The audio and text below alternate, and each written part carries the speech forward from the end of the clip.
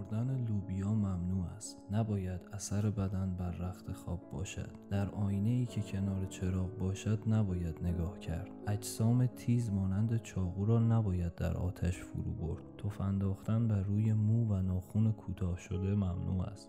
نباید رو به خورشید ادرار کرد و انگشتر انداخت و نباید خودکشی کرد.